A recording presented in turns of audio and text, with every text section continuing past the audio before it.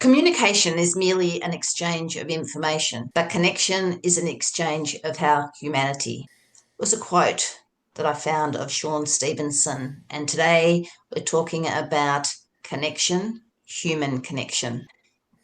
Here's what I believe. People connect to people through a shared interest and often by gathering around a purpose bigger than themselves.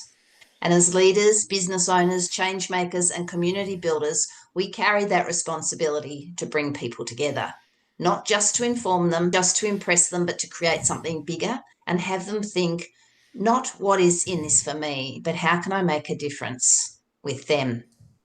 To do that, we need to create trust. And trust begins with how we show up, how we listen, how we communicate, how we lead with humanity, not just professionalism. But in today's world, with AI generated, curated identities and endless noise, how do we truly connect? One way is through events like I ran last night, bringing together members of an association. My guest today is someone who spent years helping people answer that question about how we truly connect through the power of storytelling and presence. Robert Moorman is the creative director and founder of Hunting with Pixels, a video-first content agency that helps leaders not only communicate clearly, but authentically. His work is more than content. It's about connection, credibility, and the courage to be human in a digital world. What I admire most about Robert is that he doesn't just teach this, he's lived it. From working behind the camera to learning how to share his own story, he knows what it means to build trust the real way. This conversation is for anyone who wants to build trust, create impact, and lead a community with heart. Robert and I connected through LinkedIn and have had several conversations since. Hello, Robert. Welcome. Thank you for having me, Kerryn. It's great to be It's here. great to have you here, and I'm really interested to pursue our conversation. And I'd like to start with something we both value, the idea that connection is built around a shared why. What drew you into video and storytelling in the first place? Why? I think my why is really curiosity. I just find everyone interesting and everything interesting because everything and everyone is interesting if you understand them well enough and if you ask the right questions. I had a 6-minute Uber drive yesterday and I learned about where the Uber driver is from, where his daughter is going to university, why he's working 2 jobs at the same time, Uber driver plus full-time Qantas job, just to get his daughter through medical school. 6 minutes. And I walk away. It's like, I understand this man a bit better. I've shifted my thinking about something. And we can all do that. You know, I think it's just about turning up with curiosity and asking good questions. Absolutely. I too have had some excellent conversations with Uber drivers and remember one on the Gold Coast, and he was actually an actor, but he also was a hospital orderly, and he'd started a role in film because they wanted his hospital skills in a particular movie. So we got to hear all about him and his family in a very short space of time. So yeah, I'm with you all about curiosity. Was there a moment when you realized this wasn't just producing content when you were creating videos, but helping people to connect through their purpose? Yeah, absolutely. You know, I think when we excuse me, when we start working in our early 20s, you know, fresh out of college, we tend to look at our job as a set of technical skills. That's what we're trained to do. And very early on, I realized that the skill of making good content and good video content is only 5% technology. It is almost entirely about how you behave around people, what questions you ask, how you make them feel, and then in turn how they make other people feel. So that was a real shift, and the aha moment happened when I interviewed Mario Testino. Mario Testino is a quite famous fashion photographer. He's done Naomi Campbell and all the major brands, but he also made all the photos of the British royals. So Prince Charles, there's a very famous photo of Prince Charles with his sons, and they're cracking up. And Prince Charles looks or King Charles now, looks so different than on any other photo because he was relaxed, he was having fun, he looked great, and it was a beautiful moment. And when I met Mario Testino to give him an award for Elle magazine, and he's walking with the award, I didn't know who he was, by the way, at this point, but I saw him in a huge studio, no assistants, just him. And he was having a conversation with someone, and he was, being Italian, lots of hands and loud voices. And while he's having the conversation, he reaches in his pocket and he gets a little camera out, but he never loses eye contact with the person. He kept talking and chatting away, and he started doing click, click, click, click, click. He was just making photos without even looking at the camera. And that was it. That was the photo shoot. And I realized, oh my God, this guy is so good at the technology that if he holds the camera like that, he knows the framing and the composition will be fine, but he's only concentrating on how he makes the other person feel. And I thought, I want to do that with video. It's a gift, isn't Yeah, it? To be, yeah, it's a absolute gift gift. and a skill. I think empathy is having young children. Empathy is a muscle. It's something that you can practice, as is curiosity. You can sit in the Uber, staring out your window, and everyone is in their own world, and put your earbuds on, or you can go like, so, tell me about Pakistan. And just tell me what's Absolutely. going on. What is your job? How is your day? Um, and and that is a skill that you simply develop. Absolutely. I totally agree with you. And I was sharing that belief last night. And I also think the world's like a kaleidoscope. And so all the little pieces with us all moving around doing our own things helps us to create our own beliefs and our own attitudes and expands our world as well when we can see Yeah, it through the lens of somebody else. So that's yeah, part of the reason for having the podcast is to help to expand horizons and perspectives and understanding, because sometimes if you don't have a conversation, it's not perhaps your skill, or you find it difficult to engage, you're missing out on so much. So I'm with you in being curious and encouraging other people to be more curious as well. yeah, and especially. So I'm an introvert, and I moved to Australia with a network of 0 people. Right, so I turn up in a country where that is culturally different, and I know 0 people, and I have to go out and meet people to build a business. Mm. There was no, oh, I don't feel like it, and I realized that networking is actually a really fun experience if you do it in the introvert way, which is out of the 20 people in the room, my goal is to have one good conversation. I'm just gonna, walk around and ask people a few questions and find someone who I can learn something from, or who is just fun to be around. And You must have been in the event I was at last night, because that's what I was saying. It's all about just being curious. And really, I was coming home and talking to my husband about it afterwards. And even when you're networking for your business, I believe the first sale is actually yourself. You're actually your own best business card if you can create a relationship with people and connect with them. I think is a wonderful starting point to be human and to be real and to be interested in other people. absolutely, and what people gauge is how are you going to behave around them when you would do a project together. So I don't find it reassuring when someone pretends to know everything or never make mistakes. I don't believe that happens. I recently had a situation where I'm working with a production manager of 20 plus years, very, very competent person, made a huge mistake, right? So, but I don't look at it like, well, that makes you not competent. It just means that you made one mistake, and I have made those mistakes too. It's not the making a mistake is not the problem. It's about how you handle making the mistake and what you do to fix it. And if you demonstrate that, that's what builds trust. People Yes, people have a belief that it'll be fine. yes. You'll find a way to make it work out.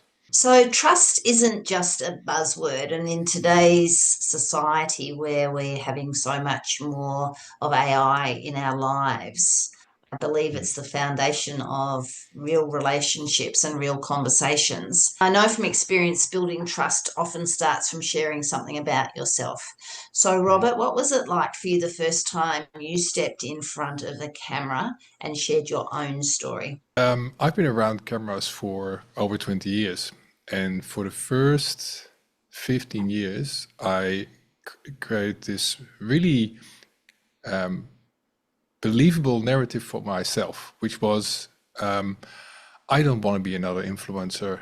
I don't need to be in front of the camera. I don't have a big ego. I'm just more of a behind the scenes guy. I like helping people. That sounds so magnanimous. It sounds so wonderful. So I've totally bought into my own BS. Just like, yeah, that's great. I'm such a humble person, which, is 80% true, but 20% not. Because the problem is about that is that I was invisible. And because I was invisible, people just couldn't figure out how to work with me. And how that plays out is that you get these hodgepodge of random clients. You do the event here and the football patch there, and then something with refugees. And it was all just kind of random little projects. The cash flow was up and down all the time. People just didn't know how to place me. And when I started making content, I noticed that I started attracting the kind of clients that I love working with. Small to medium businesses, people who work in leadership, people who value diversity and are just serious people. I've noticed that I work with a lot of serious people who are really great, have really high level of expertise, and that's where we make the difference. So, but I made the same mistake that I then realized I need to help other people with, because after telling myself for 15 years that I don't want to do content, then I started, and the first shoot was horrible. you know, I mean, I got a room full of cameras and lights, and I know how to make the shot, and it looked great, but it was horrible because I made all the mistakes that I tell people not to make, which is don't over prepare, don't try to control the thing, don't over script, and this is exactly what I did. So I tried to create the script in my head, and of course, as a non-native speaker, then you're translating in your head, trying to remember the thing, saying it to the camera. It was awful. And I had another crack, and then I tried bullet points, and that didn't work. And then I tried off the cuff. I tried having a beer. Yeah, just became beer and just talking to the camera, which was, it was slightly more relaxed, but not the most well structured content. And then at some point, I just have a friend who is actually not a video producer. He's an industrial designer, Philippe Guichard. We sat down and had a chat. And he was sitting behind the camera. So I have this device called an eye direct, which basically hides the camera behind a double-sided mirror and then projects the face of the person who's talking to you. So you literally have eye contact with someone. And we just had an hour conversation. And I looked back at it, and there were moments where I thought like, oh, I actually do. I know stuff. And it doesn't actually sound terrible because I started relaxing, and I realized the sounding board is really important because I had a sounding board as someone who would ask follow-up questions and was curious. You start exploring your own expertise, right? You hear your own words back from the other person.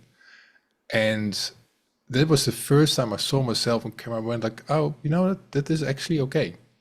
And it took me 5 shoots, right? And I realized no one else has the luxury of doing 5 shoots. People, if Yes. if at best they have one, and Yes. no wonder they're nervous because they dumped some cash on a really on a high quality shoot. It has to happen at 11 o'clock on a Friday. They have all their ideas in their head, and it has to something magic must happen right Pressure. now. And of course, it doesn't as a result. And this is what I've seen time and time again, that people would give a go, then the gremlins turn up, or the partner would say something, or and they just abandon the project, which is often what happens. So I realized we need to find a better a better process. And the process basically boils down to confidence and clarity is not the result of thinking. It's a result of doing. You just have to go and do things. And the benefit of the sounding board is because you have it back and forth and you hear your own ideas back from, reworded through questions or responses to what you say, you start seeing some patterns in that conversation. You go like, oh, that is what this is about. And that is where the clarity starts. You go like, oh, wow, I'm, this really humanities-based person who loves exploring curiosity. That's what we do, right? Which then means, that we should probably not do commercials for business to consumer. We should not do a Chopper Chops commercial. That's just not me. And that's great, because knowing what you don't want to do is as important as knowing what you do want to do.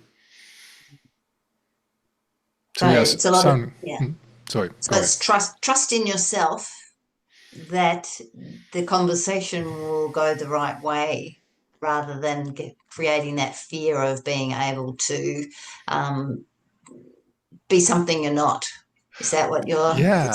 Yeah. Am I I hearing think you it's properly? yeah. I think what happens is when control is a fear response, right? So if you get if you're not sure about someone else or yourself, you start micromanaging and controlling the situation, which actually makes the content way worse than it has to be.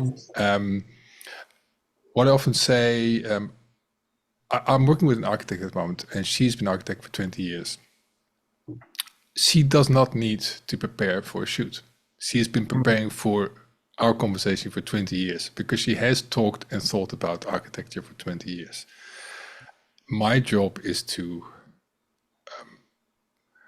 create a calm situation where we have a conversation, we ask some good questions, we ask follow-up questions, we create a structure. It's not a completely free-flowing conversation. There's definitely structure and prep in it. But if we just lean on our expertise and our humanity, these are two things we already do really well. Because every entrepreneur in the world, if you meet him at a networking thing, tell me about leadership coaching you do. Of course, that person can talk about leadership coaching, and you can throw any question at that person, and she'll have a framework, a story, an example. So it's like that skill that we already have. We need to find a way to bring that into the world of cameras, and that's the skill. That's my job. It is about that connection for sure. I know last night when I was facilitating an event, I'd put a presentation together, and I went not on my notes at all, and the outcome was so much better because I was talking from my heart and my experience, and I knew that I was delivering myself and creating an impact on the people there by being authentic and real. And that's one of the concerns that I have about AI coming into video and storytelling and business now, that we lose that humanness, that we lose that connection. And it seems to be moving so fast and raising big questions all around business world, especially when it comes to trust and authenticity. How do you see the intersection between what you do and AI now, and how is it shaping video and connection? Well, AI is changing video by the day. If you only last week, Google came out with Veo 3, and it creates absolutely credible human beings in AI. Like if you pay attention, you can see some little anomalies, but give it another 2-3 months, and these people are lifelike and they sound human. The problem with that is that we go to the end result with no friction. We create the perfect interview, we create the perfect version of ourselves. If I feed text into an AI version of me, I can say, lose the accent, make me 10 years younger, no stumbles, no mannerisms, and you can edit ad infinitum. There's two problems with that. First of all, is that you don't have a sounding board, because AI is not a sounding board. And another human is a sounding board, because you need that challenge. But my main concern is that AI is supercharging our anxiety. All that anxiety that we feel when we are about to get on stage, when we are about to have a difficult conversation with our child or with a colleague, when we're about to make a video, that anxiety is our brain's way to tell us we're about to grow, we're about to learn something new. And the skill that you learn through that friction, through that struggle, is the point. Where AI will tell you, we'll go straight to the end. Well, what's the point? Now we have perfect AI bots talking to each other. What happens if you turn up at the meeting? What happens if someone asks you to tell a story? If someone asks you to do a pitch?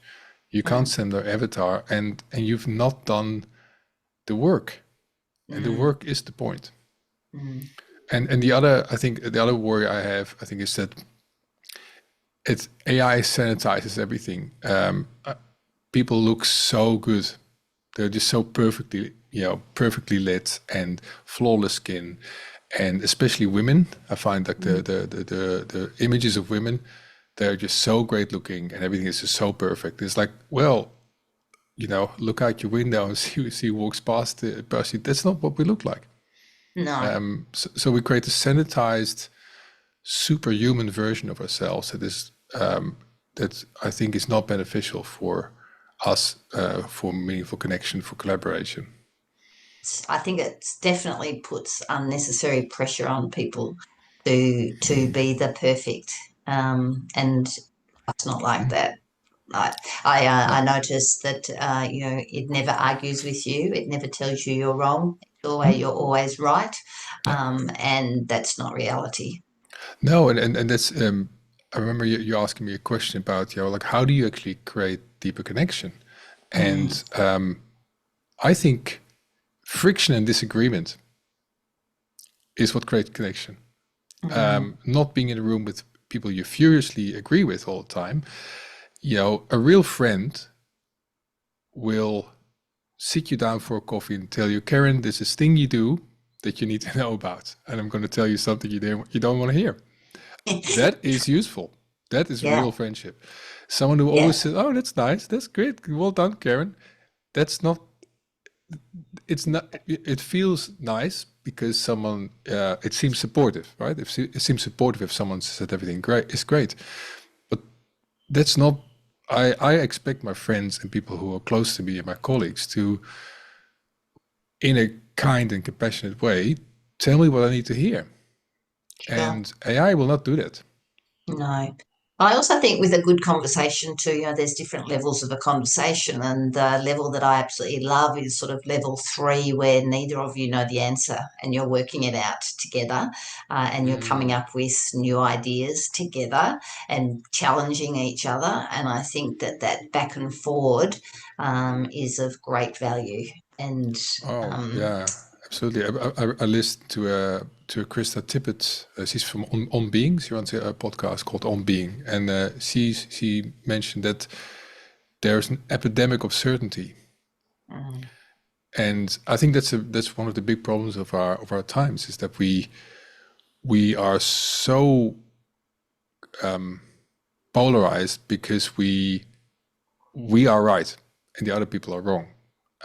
And we don't know how to have disagreement in a constructive way anymore. But if you think about the reason I think that disagreement deepens connection is because you get to know something about someone. You're like, that's interesting. I didn't know that about you. mm, mm, Or it may teach me something I didn't know. yes, It's like, well, in your culture, people do a certain thing a certain way, and in my culture, they do it in a different way. Or, you value, like I value timeliness. Someone else yes. says, I value connection to my neighbor more than timeliness. So if I bump into my neighbor and I'm not gonna just run past them to get to the Zoom call on time. I'm gonna have a conversation and be a few minutes late.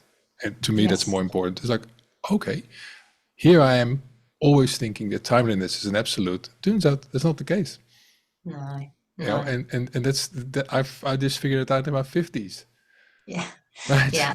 Perspective and the varying perspectives and understanding values, they don't come out of uh, they come from reality and real conversation to really understand how someone else ticks, and it doesn't mean we necessarily agree with them, but it also helps you to learn about yourself and others and to challenge what your own beliefs are and whether maybe Absolutely. you need to do some adjustment.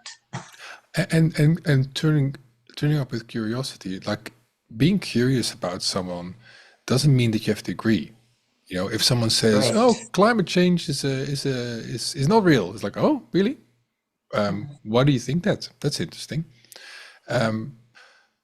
Because at the very least, I'm going to learn something about how people get to a certain point of view. You know, Mm. they may value connection to their in-group more than scientific data. They may not trust science. You know, so what's there to learn? I think that's we don't we can be curious about people without being in agreement necessarily, and you can be friends with people you don't agree with. That's another thing I always find so startling. It's like if I would expect all my friends to agree with me on everything, I would have no friends. Yeah. This is possible, Yeah. Yeah. and that's okay. It's interesting, you know, Yes. and there's at the very least something to learn. Yes. You know, I lived in Germany for a few years, and German word for disappointment is Enttäuschung, which means the veil has been taken away. So in the English language, disappointment means like, well, you didn't do what I thought you would do. I feel disappointed. I feel let down by you. And Enttäuschung means, hey, that's interesting. I didn't know that about you. I didn't know that Mm. you don't value timeliness. You value connection more. So now the veil has been taken. Now I know something. Mm. Mm. Absolutely. I like that. I like that. It, There's actually it's an earlier podcast in this series where I had a conversation with Scott Coe, and curiosity is one of his key drivers. Uh, listen back to that because it was a really interesting conversation. I had him speak at one of the YTM dinners last year when we were talking about curiosity a lot and curiosity in leadership and how we can use it in our business to make improvements and to connect. So, oh yeah, it's a great way to be. I mean, the two key values that I want to instill my kids is curiosity and confidence, but also in that order, because I think yes, confidence is the byproduct of yes, curiosity. yes. I think I'd throw courage in there as well, Yeah, being the importance to be curious and to throw that conversation starter out to someone you don't know too well, yeah, and have the confidence that you'll be able to deal with their response when they come back to you. They're all aligned. I think to have that understanding and that ability to connect on so many different levels. and that's certainly I something I learned from the networking piece. Is like initially I would get really miffed if I would meet someone who is just not curious, just would not engage, ask me any questions. They would just do the pitch and talk about them, the new kitchen, the private school, the new car.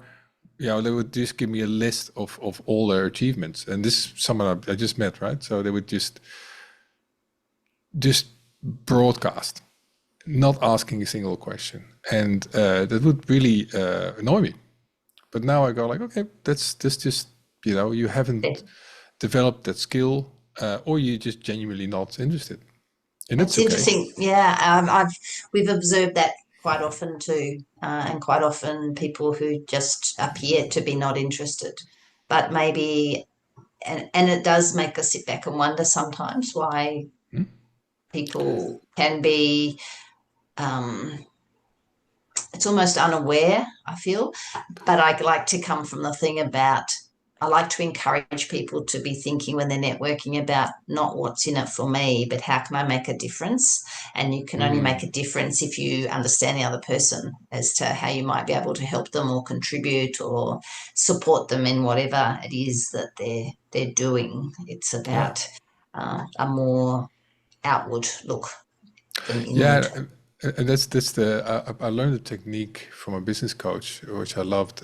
You turn up at a networking event, and there's little groups of 3, 4 people, and they're all standing with their back to you, and they all seem to know each other really well.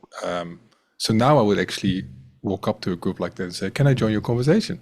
No one says no, right? But I didn't have that conversation. I didn't have that confidence at the time, and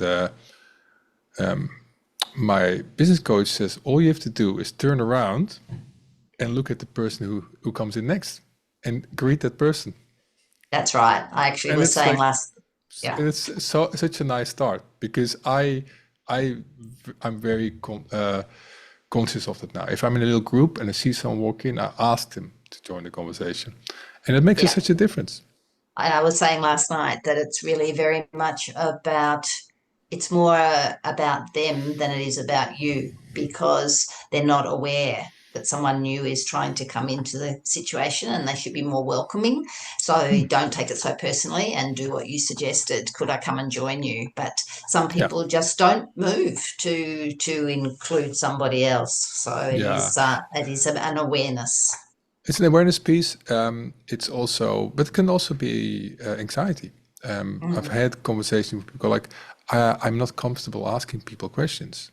mm. They feel it's that's not what we're doing here. But this is business networking thing. I can't ask you about how your day went or what the kids are doing. Or it's like, well, why not? But That's there is definitely an ethos around it, and some people yes. are really worried. I think So I think that's why networking gets a bad rap, though, because I was speaking to a lawyer last night, and the end result was, networking's about building a conversation and building some relationships and creating some opportunities. And sometimes I think I've had it all wrong, and so I think there is a tendency to think that it is only a business skill, whereas I see it very much that it is a life skill, the way yeah, you it is, connect with humans. And when you go to a networking event, the people there are drawn together because they have a common interest. So you could yeah. go to an event and it's about video making, and they're all the people there interested in video. So a network is a group of people that share a common interest, not just be a business interest. It could be a school And or a sport or a yeah, absolutely. And mm, I think how you frame things is important. Like if you call it networking, people go in with the idea of networking, right? Or if you call something a 30s like an elevator pitch, you know, mm, I think that is such a sporting analogy. It's so aggressive, you know, a bit male. I think like we're gonna throw your pitch at you, right? And it's a skill. Don't get me wrong. There's a skill mm, to the elevator pitch. When we mentor people around communication, it's like don't think of it as a pitch. Think of it as an invitation. It's the same yes, content. But if yes. you think about, can I invite you to think about video in this way or leadership in that way? That's a conversation because you invite someone into a conversation, and that actually is more likely to cut you the sale to begin with. Mm, it's interesting. So it Mm. follows on from there that a conversation starter that I use at a networking events to help set scenes and start the conversation for my participant is tell me a story about a client you've helped so I can understand your business better. I noticed that you on your website you have a video with Gabrielle Dolan, who ran a workshop that I went to recently, Mm. and she's a great storyteller. So, can you share a story, maybe not hers, but another Mm. client that you've helped? Yeah, I years ago we did a, a video for General Electric, and there was a really clear idea of what the brand is supposed to be, and there was a tagline, and there was but for some reason the GM Sam Resch was open to an idea we threw at him, which is basically, can we just be business anthropologists for the next 2 weeks and just walk around GE with a microphone in hand and just ask them, like, so turbines, so wind turbines, so tell me how this works, and just go to workshops and ask some lady in the floor vest how this thing works, and use that as the data and the raw material to make a piece of content. Now, in film school, you're taught to not to do the exact opposite. You make the script, you ask the question, you get people to say the thing, done. That's the efficient way to make content. This was that process completely upside down. Not efficient, but incredibly impactful. I remember presenting the outcome of the content, and it turned out that almost everyone in General Electric had a story about humility. So the absolute core of the culture of General Electric is humility, and it makes so much sense because they're engineers. Engineers want to make the thing work so that they can help other people. So the airplane stays in the air, so the light bulb turns on, so the fridge is cold on the inside. And there were so many beautiful stories around humility, and we created a little collage of those stories, and you could tell that the leadership team was really touched by it, right? And what there's to learn about that is, if you want people to advocate for your organization, to be the voice of your organization, you have to ask them. You have to just take the time to capture the stories, and this is how we work. We create community within the team first to really co-create something meaningful and deep. We don't have to impose it. Like we very rarely script messages, and it's only when there's training programs or there's legal disclaimers where you have to get it right. The stories are always deeply human stories. Yes. That people tell in their own word. And as part of that, as a leadership team, as a marketing team, you have to be confident enough to say, these are the 3 things we want to get across. Obviously, you still stay within the container of what you want to do, but you allow a bit of divergence. There are different ways to look at humility. There's a bit of variation, which is great. Who 5,000 people at General Electric have exactly the same thing? That's not going to happen. But what if we're all in agreement? Yes, I think that's awesome. A great approach. It's so much more real and so much more human connection. Yeah, yeah. Yeah. But I learned that there's a real piece around dealing with the being willing to allow the divergence to happen. Yes. I think when we script, we are basically saying we're controlling the situation. We're going to say, I'm going to tell you what to say, and that rarely creates a good story. It's hollow, isn't it, compared to when it comes from heart?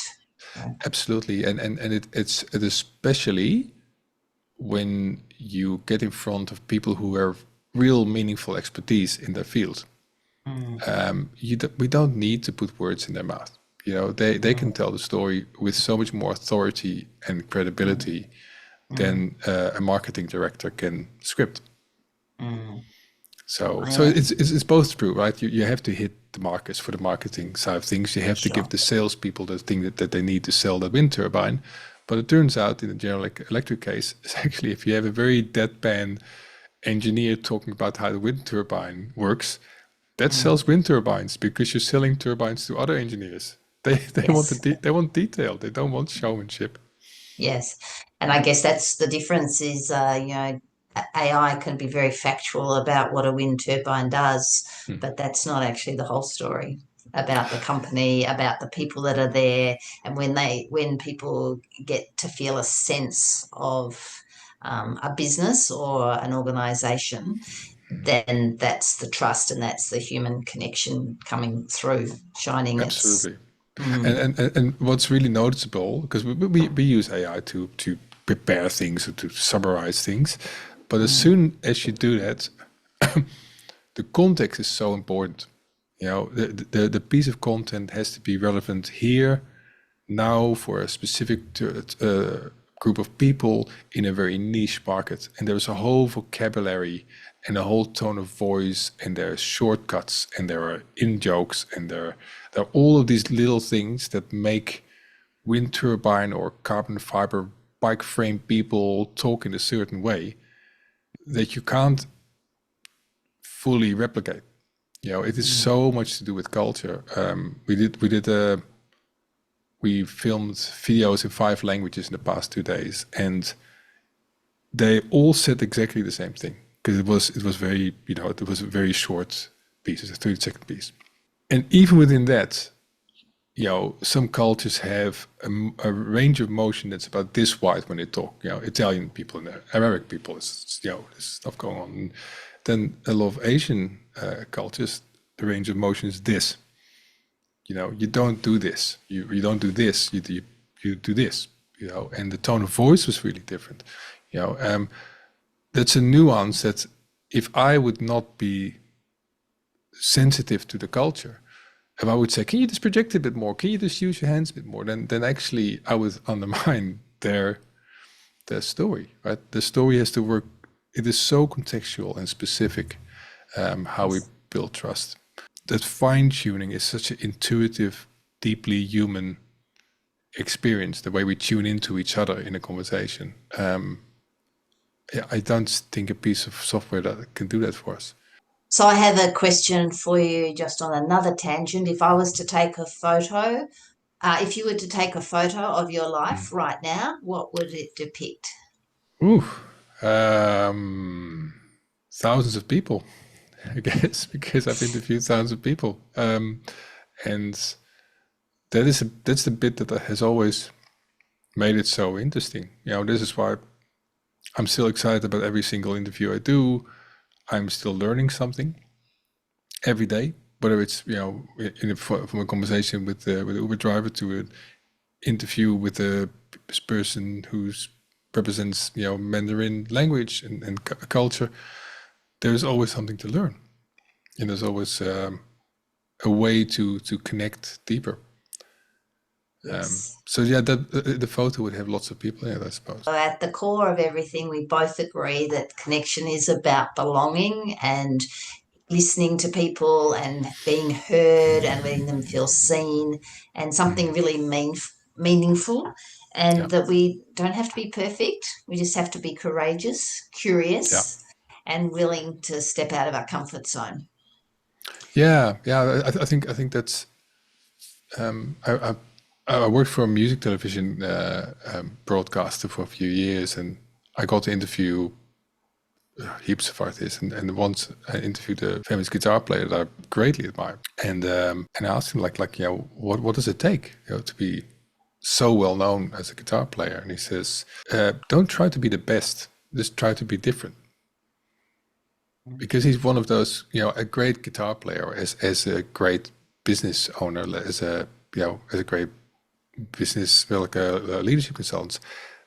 There's this your way of doing things, right? And a great guitar player plays 5 notes, and you go like, that's Jimi Hendrix, or that's Bill Frisell, or that's and that's true for every single human. There is your unique way of doing things. There may be 500 leadership consultants in Melbourne, but your way of doing leadership consultancy is your way. Robert, how do people get in contact with you? Well, I think I really like LinkedIn. If I look at social media, what I really like about LinkedIn is it is by and large really positive. So I like hanging out on LinkedIn. Of course, we have a website and email addresses and networking events. I really enjoy. I'm definitely coming to your next dinner because I think it sounds really interesting. I love it when there's a situation where there's time for a conversation where you can explore a few things. So it sounds like what you're doing is a really unhurried, meaningful way of connecting with other people. So thank you for your presence and your vulnerability and sharing your expertise with us. And connection isn't a strategy, it is a must, and it's part of our humanity and something that we can all treasure, that it is something real and authentic, and we need to tap in and value more. So thank you for being with me today. Thank you for having me.